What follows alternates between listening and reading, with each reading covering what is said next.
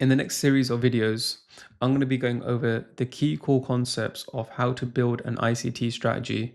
This education series is going to be a basic to intermediate education series for you to then build a foundation on your ICT strategy. I'll be going over order blocks first. So what is an order block? How do we identify a strong order block? So let's begin with this dealing range down here. A basic definition of an order block is when you see in a bearish example, price creates a bullish candle on its way down.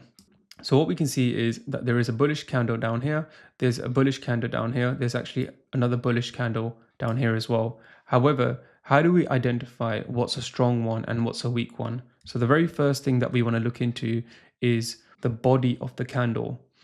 Given that these are all order blocks, we want to now distinguish which is the stronger one.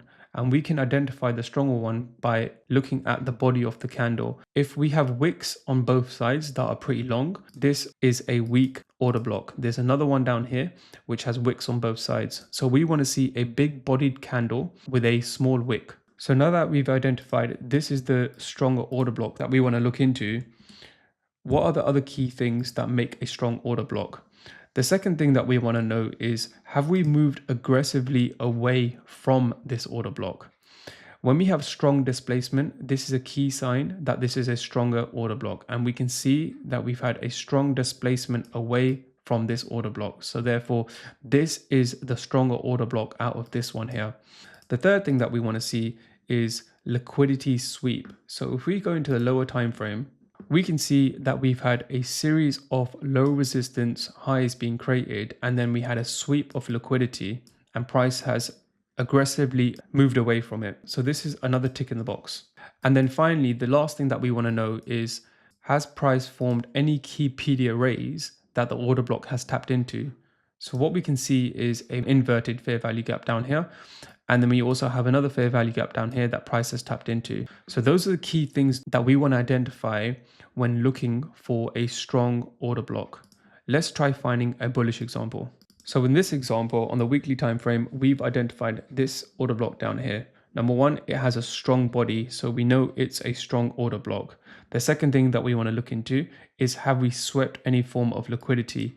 Let's go into the daily time frame to identify this. What you can see are multiple sweeps of liquidity down here and also down here as well.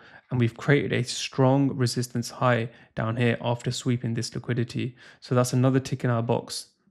And then finally, you can see a fair value gap down here, which we tapped into but closed above.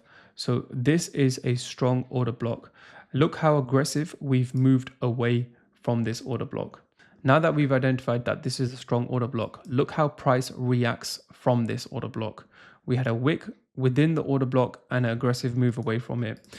Usually what we can try to identify is the midpoint of the order block, and we want price to get into the 50% of this midpoint of the order block. It doesn't necessarily have to happen, but we do see it in quite a lot of instances. So that's the basics of an order block: a strong body, displacement away, and often leaving a fair value gap or any form of PD arrays.